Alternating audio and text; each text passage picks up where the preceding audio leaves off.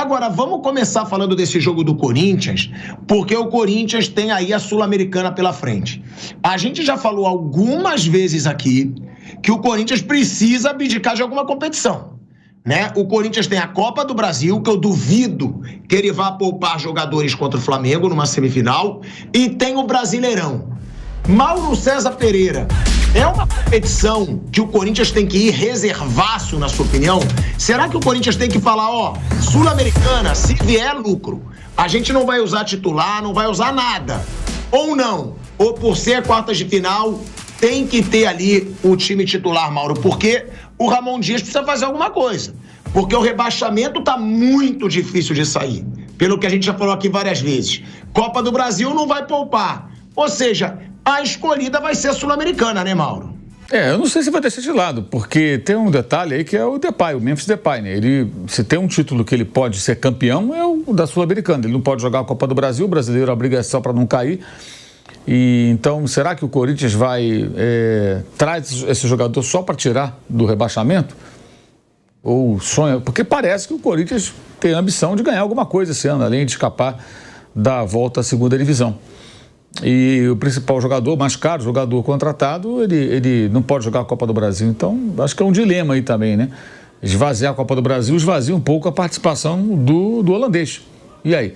Mas, raciocinando de maneira lógica e não nas conveniências desse ou daquele jogador, é óbvio que tinha que colocar um time hoje misto, que for, e preservar os jogadores que pedem maiores cuidados. Sempre há alguém que precisa de maiores cuidados para o jogo de sábado, 4 da tarde, de Itaquera contra o Atlético Goianiense. Essa é a decisão da semana. Se não ganhar do Atlético Goianiense no sábado, vai ficar numa situação bem delicada, porque a esperança do Corinthians de escapar do rebaixamento é vencer em casa, os jogos em casa. É a grande esperança, não que não possa pontuar fora, mas é em casa que tem que fazer a diferença. E vai jogar contra o Lanterna. Então é um jogo, assim, teoricamente mais fácil, mas quem faz o jogo ficar fácil é o time que tem que vencer, no caso é o Corinthians. Então eu entendo que a prioridade toda deveria ser dada ao jogo de sábado, mas não sei se o Corinthians terá essa condição por conta de tudo que está acontecendo, né? O clube está preocupado também, parece disposto a ganhar alguma coisa, faz investimentos em jogadores como o Memphis Depay, Carrilho, também que não pode jogar a Copa do Brasil. Então, eu acredito, não sei se ele vai poupar tanto assim, não. Acho que vai colocar um time forte hoje dentro das suas possibilidades. Agora, Mauro, seria um erro colocar o time que tá... Eu tô vendo aqui a escalação provável. O Garro vai jogar. É o principal jogador do Corinthians hoje, pela escalação provável. Carrilho, reforço de peso que chegou, seleção peruana, estava no futebol árabe, também deve jogar. Thales Magno, que hoje é um dos principais jogadores do time, acabou de chegar dos Estados Unidos, também está na provável escalação, ou ele ou o Romero. Yuri Alberto, ou seja, é um Corinthians que está colocando praticamente sua força máxima. Tem o Fagner também, Félix Torres, o Hugo Neneca, que aí eu acho que goleiro tem que ser titular em todas as competições mesmo. Agora, é um Corinthians que coloca aí sua força máxima, tirando o Depay, que segue ali a preparação física para voltar. Não seria um erro isso não, Mauro? Não focar nesse Brasileirão? É um risco, né? É um risco, né? Porque se você esgotar... Imagina se o Garro sofre uma lesão por desgaste, por acúmulo de jogos. Olha o tamanho do problema. É um risco, sempre é um risco, porque são muitos jogos, né? Está jogando todas as partidas, né? E aí o jogador, ele pode se machucar, ele pode não conseguir ter a mesma intensidade em determinados jogos mais importantes. Repito, eu acho que o jogo de sábado é mais importante do que o de hoje.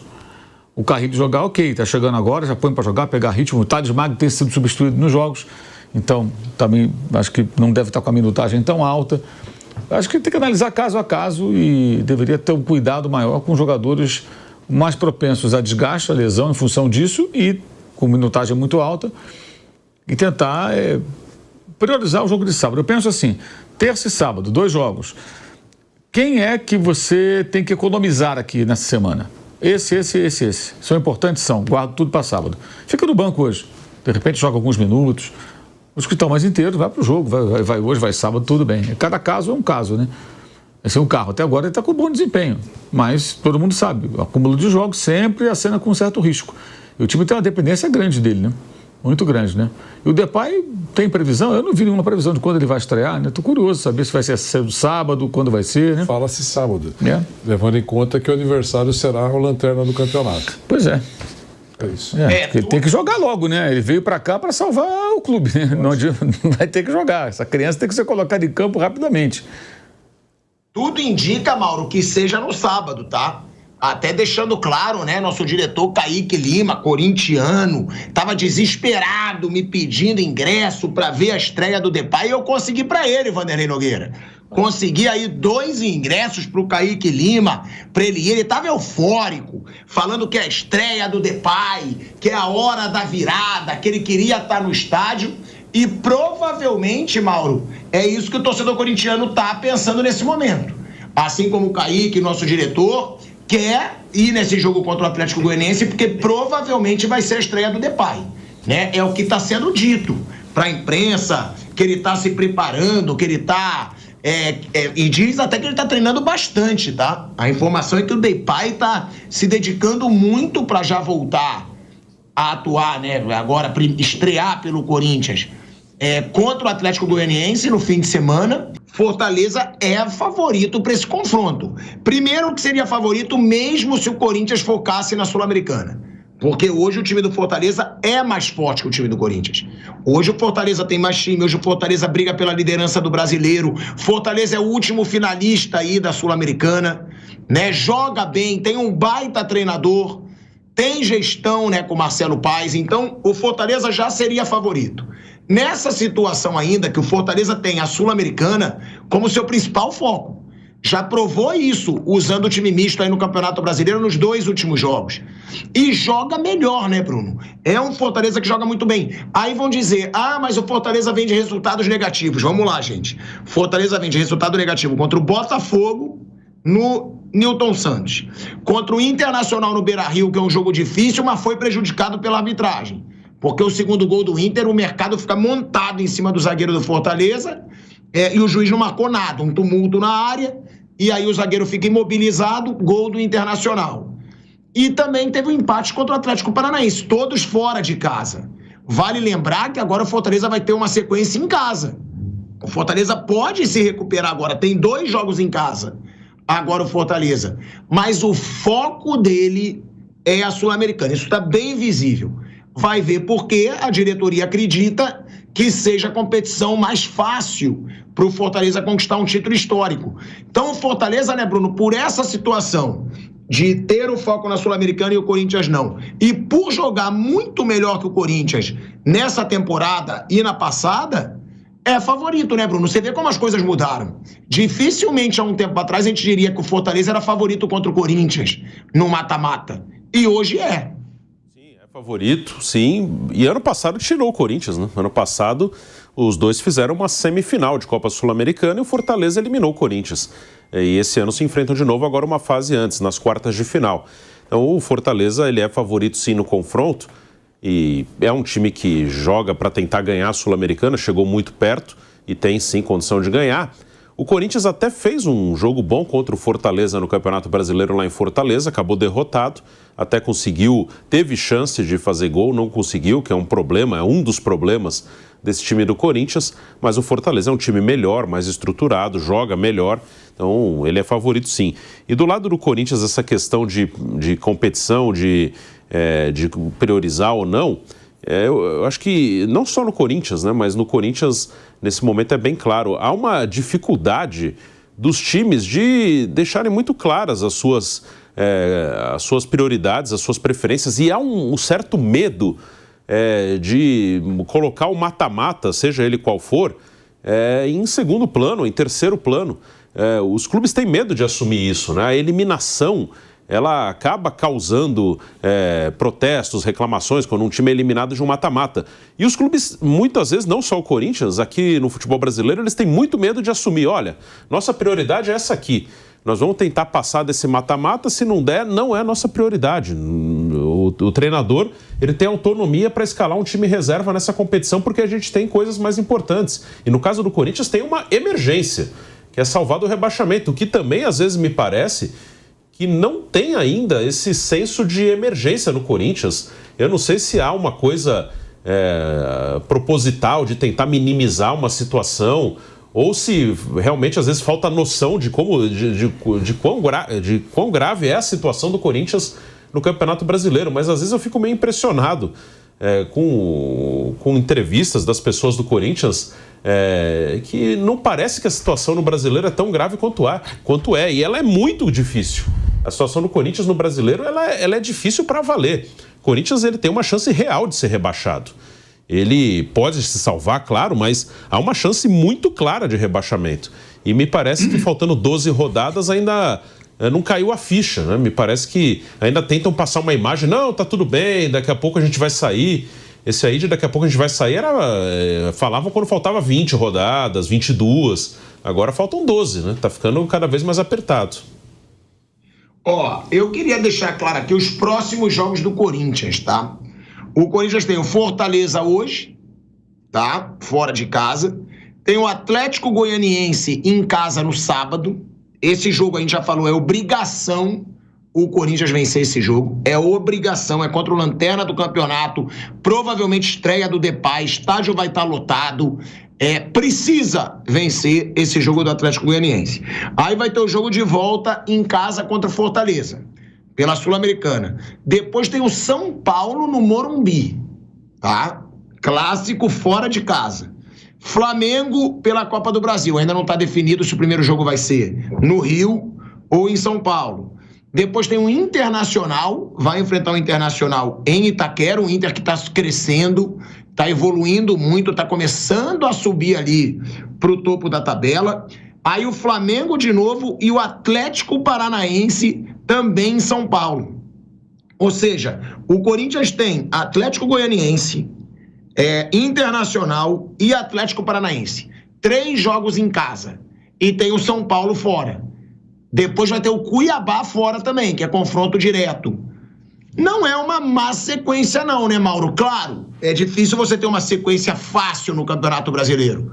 Mas é uma sequência que dá para pontuar bastante. O Atlético Goianiense em casa, tem que vencer. Internacional em casa. Não é um dos piores adversários, é difícil, mas não é dos piores, na minha opinião. Aí o Atlético Paranaense em casa também, que é um time que não está na sua melhor fase. Tô tirando o Flamengo e tirando o Fortaleza, tá? Copa do Brasil. Dizendo pelo brasileiro. É uma sequência que dá pro Corinthians pontuar bastante ou você não acredita, Mauro?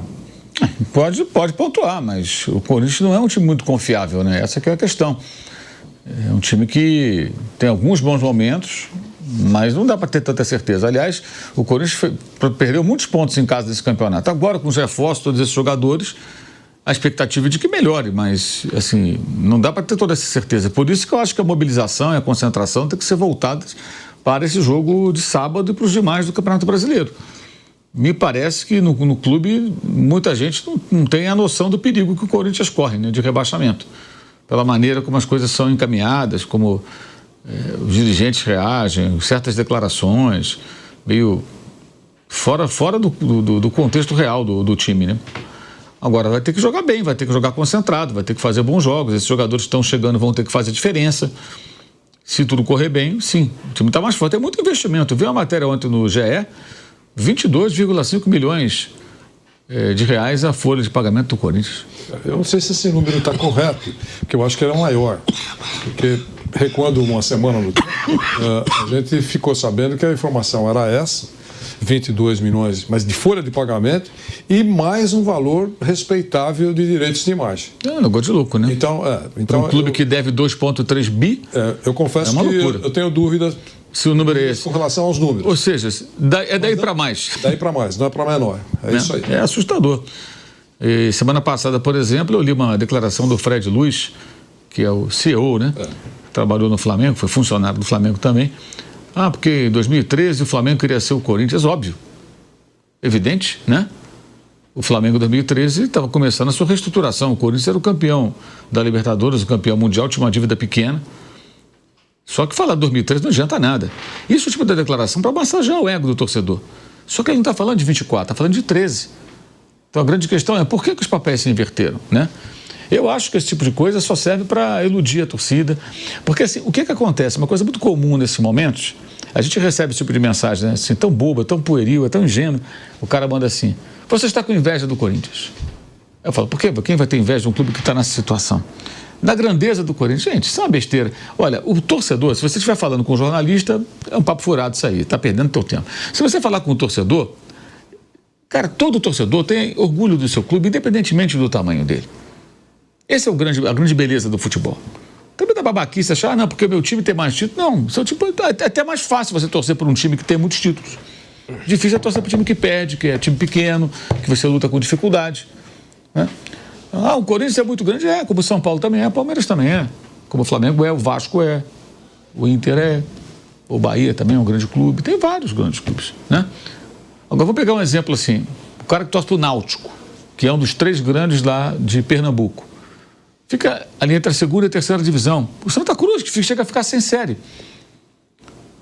O torcedor do Náutico, o torcedor do Santinha.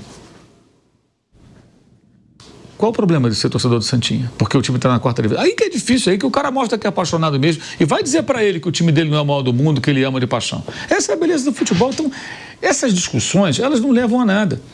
E aí aparecem declarações assim que, na minha visão, são muito oportunistas. Só servem para isso. Você acaricia o torcedor, massageia o ego dele, mas você não está apresentando nenhuma solução. O Corinthians precisa de soluções. Soluções urgentes. E elas não são apresentadas. Então, o que se vê, assim, muitos investimentos, vários jogadores, uma expectativa de melhora, que é natural que exista, né? É bem provável até que o time melhorar com esses jogadores todos que chegaram, né? Chegou um monte de gente agora. Alguns já estão jogando, outros vão jogar ainda, né? O jogador mais caro do futebol brasileiro. Agora é um jogador que pertence ao elenco do Corinthians. Se não melhorar nem assim, aí, meu amigo, a coisa não tem solução. Mas, assim, acho que falta um pouco de... assim, contato com a realidade, sabe? Falta um pouco de a vida como ela é.